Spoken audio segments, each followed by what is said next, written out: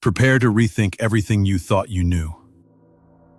This is Mind Benders, your source for the most mind-twisting facts that will expand your understanding of the world. Let's bend some minds. Part 1. The Hook. Take a moment. Think about the last choice you made. Maybe it was to click on this video. Maybe it was the choice between coffee or tea this morning. It felt like your choice, didn't it? A simple, conscious decision made by you, the master of your own mind. But what if I told you that by the time you felt you had made that decision, your brain had already set the wheels in motion, perhaps a full 7 to 10 seconds earlier? What if the feeling of choosing was just the final, almost ceremonial act in a play whose script was written long before you stepped onto the stage? This isn't science fiction. This is the unsettling reality emerging from the world's leading neuroscience labs. The story of your mind is not the one you tell yourself. You think you are the pilot, firmly gripping the controls of your own consciousness. But the evidence suggests you might be a passenger reading the ship's logbook moments after the course has been irrevocably set. For decades, we've held on to the comforting belief in free will, the idea that our conscious self is the chief executive officer of our body and mind. It reviews the data, weighs the options, and issues commands. But a cascade of startling experiments reveals a hidden hierarchy. Deep within the ancient, silent corridors of your brain, there is another entity, a powerful, efficient, and almost entirely autonomous operator. We'll call it the silent commander. It processes billions of bits of data every second, from the hum of the lights above you to the subtle tension in your shoulders. It makes thousands of decisions on your behalf every day without ever consulting you. It tells you when you're hungry, when you're scared, and who you should trust. And its most profound trick? It makes you believe every one of its decisions was your own. So, the question we are asking today is not just profound, it's personal. It strikes at the very heart of who you believe you are. Who is really in control? Are you the author of your life story, or are you just turning the pages? Join us as we journey into the mind's hidden headquarters to unmask the silent commander. The truth is more shocking and more empowering than you can imagine. Part 2. The First Clues. The first crack in the fortress of free will appeared in a University of California lab in the early 1980s. The experiment, conducted by neuroscientist Benjamin Libet, was deceptively simple. He asked participants to watch a special clock and to flick their wrist whenever they felt the urge. Their only task was to note the exact moment on the clock when they consciously decided to act. While they did this, Libet measured their brain activity using an EEG, which records electrical signals from the scalp. What he found sent shockwaves through the worlds of neuroscience and philosophy that are still felt today. Libet discovered a specific brain signal, a buildup of neural activity he called the readiness potential, that consistently appeared in the brain's motor cortex. This signal was the brain preparing to initiate the movement. But here was the bombshell. The readiness potential began on average a full half-second before the participant reported feeling the conscious intention to move. Let that sink in. Your brain has already begun the process of making a move more than 300 milliseconds before you are even aware of having decided to make it. It was the first concrete physiological evidence that our conscious awareness of a decision might be one of the last things to occur in the chain of command. Critics initially argued that a simple wrist flick was hardly representative of complex human decisions, like choosing a career or a life partner. But Libet's experiment was just the first domino to fall. In the decades since, with far more advanced technology like fMRI, scientists have replicated and expanded on his findings. Neuroscientist John Dylan Haynes in Berlin took it a step further. He gave subjects a choice: press a button with their left or right hand. Using fMRI to scan their entire brain, he and his team could see decision-related activity building in the prefrontal and parietal cortex. They were stunned to find they could predict with significant accuracy which button a person would press a staggering 7 to 10 seconds before the person themselves was conscious of their choice. It was as if the scientists knew the subject's mind better than the subject did. This paints a disorienting picture. It suggests that our conscious experience is like a delayed news report. The event has already happened in the silent subconscious depths of the brain. The aha moment of making a choice is simply the moment the memo from the silent commander finally reaches the conscious mind's inbox. But if our subconscious is pulling the strings on these small decisions, how deep does its influence run? Is it merely a background assistant, or is it running the entire show? Part 3. The turning point. Think about the last time you drove a familiar route, perhaps your commute to work. You pull into the driveway and suddenly wake up with little to no memory of the last 20 minutes. You don't remember the traffic lights, the turns, the other cars. So, who was driving? That was your silent commander, executing a complex series of tasks flawlessly on autopilot. This is the domain of habit. Habits are the brain's brilliant energy-saving strategy. Instead of consciously deliberating every single action in a routine, the brain bundles them into a single automated package, or a chunk. This process is governed by a deep, primitive part of the brain called the basal ganglia. When a routine starts, like getting into your car, the basal ganglia takes over, running the pre-programmed script. It's an incredibly efficient system that frees up your conscious mind, your prefrontal cortex, to think about other things, your to-do list, a conversation you had, or what to make for dinner. This is the silent commander at its best, a masterful co-pilot handling the mundane so the captain can focus on the horizon. But this efficient system has a dark side. The same neural circuitry that automates driving or brushing your teeth is also at the heart of addiction and compulsion. A habit is formed from a simple neurological loop, a cue, a routine, and a reward. The cue might be stress. The routine might be reaching for a cigarette. The reward is the nicotine hit that calms you down. Every time that loop is completed, the neural pathway gets stronger, more deeply etched into the basal ganglia. Soon, the routine becomes so automatic, so compulsive, that it overrides the conscious mind's frantic protests. The conscious CEO can be screaming, "Stop, this is bad for us." But the silent commander, operating from the powerful primitive habit center, executes the program anyway. It's no longer a choice, it's a neurological imperative. This is why breaking a bad habit is so incredibly difficult. It's not a battle of willpower, it's a battle against a deeply ingrained automated brain process that is designed to run without your permission. We all are, to some extent, a collection of our habits. The way we talk, the way we think, the way we react to our loved ones. So much of what we consider our personality is actually the sum of these automated routines, running silently in the background, shaping our lives one subconscious action at a time. This reveals another layer to our mystery. The silent commander isn't just making decisions ahead of us, it's actively programming our behavior, for better or for worse. If you want to dive deeper into the mysteries of the mind and how to harness its hidden power, make sure you're subscribed and have notifications turned on. Part 4. Deepening the mystery. If it wasn't unsettling enough that our subconscious brain acts before we're aware and automates our behaviors, there's another deeper layer. The silent commander isn't just a neutral operator, it has its own agenda, its own biases, its own deeply flawed way of seeing the world. These are known as cognitive biases, and there are hundreds of them. They are mental shortcuts, or heuristics, that evolved to help our ancestors make quick life or death decisions on the African savanna. Is that rustling in the grass a predator or just the wind? It's safer to assume it's a predator and run. Hesitation meant death.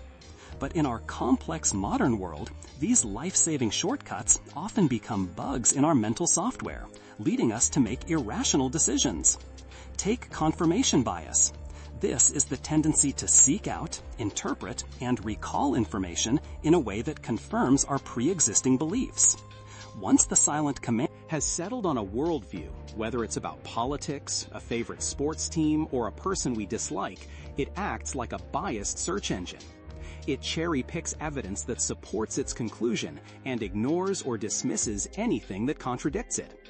Your conscious mind might believe it's being objective, but your subconscious is busy filtering reality to fit the narrative it prefers. It feels like rational thought, but it's often just rationalization.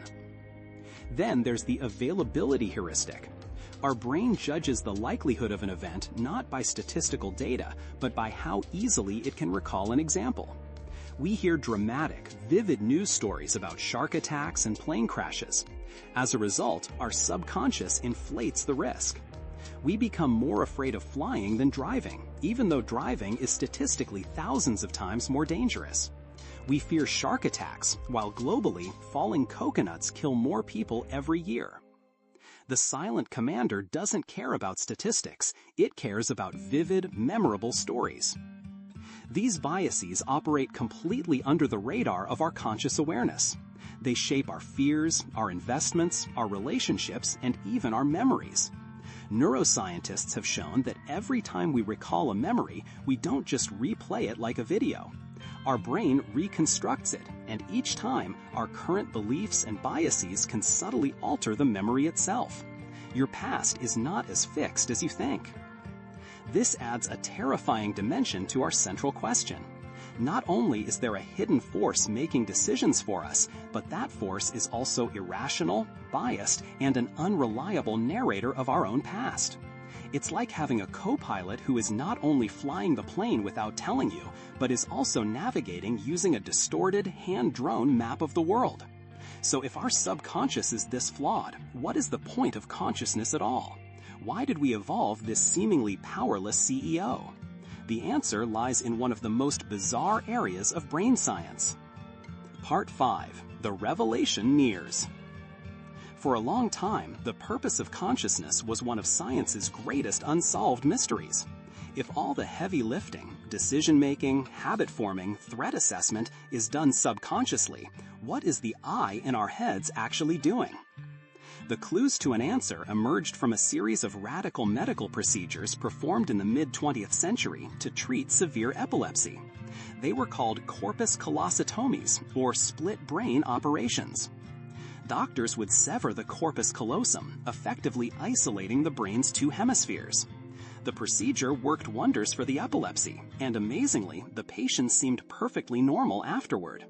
But a psychologist named Michael Gazzaniga suspected something profound had changed deep within their minds. He devised a series of clever experiments. In our brains, the left hemisphere typically controls the right side of the body and is home to our language centers.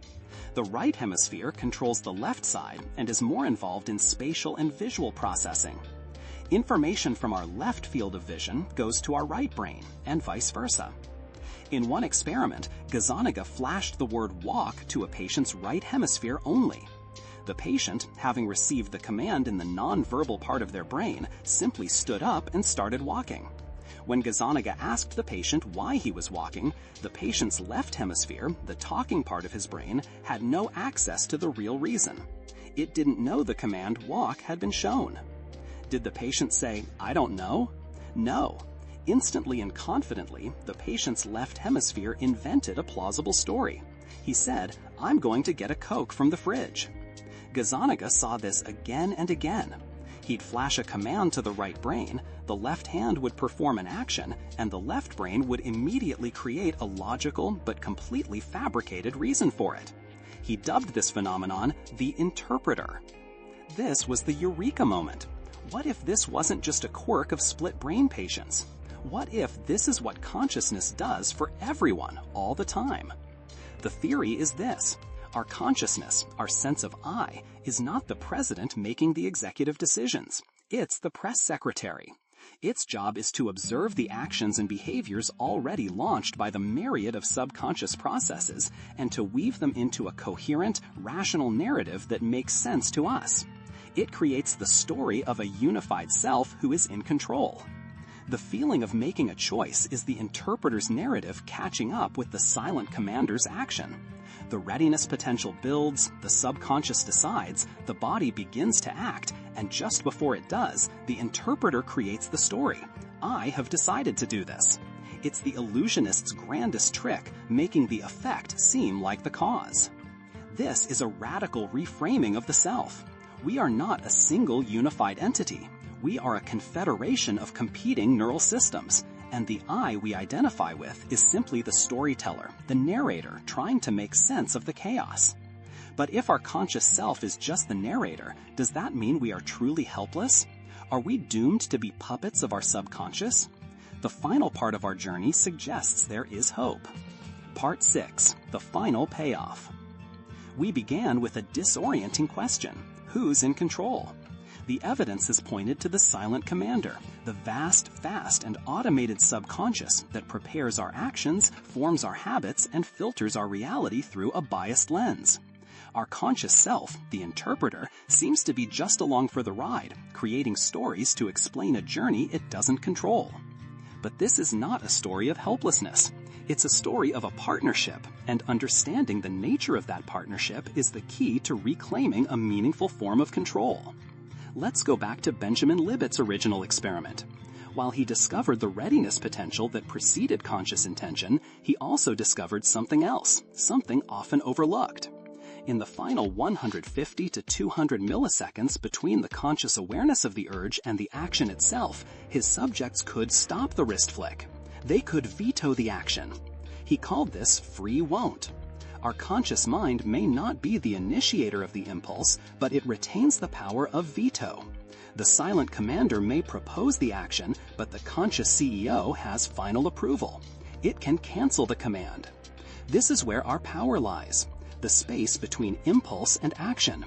For most of our lives, that space is infinitely small. An impulse arises from the subconscious, and we act on it almost instantly. The interpreter then justifies it. Someone cuts you off in traffic, the subconscious generates anger. You honk and yell. The interpreter says he deserved it. He was driving like a maniac. But what if you could expand that space? This is the core principle behind ancient practices like mindfulness and meditation, now being validated by modern neuroscience. The practice of mindfulness is the act of paying attention to your thoughts and feelings without judgment. It's the process of training your conscious mind to observe the proposals of the silent commander as they arise. When the impulse for anger, or a craving, or a habitual negative thought appears, you don't have to identify with it. You can observe it. Ah, there is the feeling of anger arising. By simply noticing it, you create a buffer. You expand that crucial 200 millisecond window of veto power. In that space, you can make a genuine choice. You can let the impulse pass without acting on it. This is true control. It isn't about consciously managing the trillions of calculations your brain makes every second. That's impossible, and it's what the silent commander is for. True control is about being a wise and attentive manager. It's about training your conscious CEO to know when to trust its brilliant lightning-fast subconscious operator and when to step in and say, no, we're not doing that. So, who's in control? The answer is, it's a negotiation. The silent commander is your incredibly powerful co-pilot, not your master. It will run the ship based on its old maps and programming unless a conscious, aware captain is present to give it new orders. By understanding its biases, by being mindful of its impulses, and by intentionally training new habits, you can steer the ship. You are not just the passenger. You are not just the narrator. You are the captain who has the power to choose the destination. What part of your brain's secret operations shocked you the most? Let us know your thoughts in the comments below. The world is full of fascinating paradoxes, isn't it? We hope today's facts truly bent your mind. If you're ready for more daily revelations that challenge the norm, subscribe to Mindbenders. Don't forget to ring the bell so you never miss a new video. Until next time, keep questioning.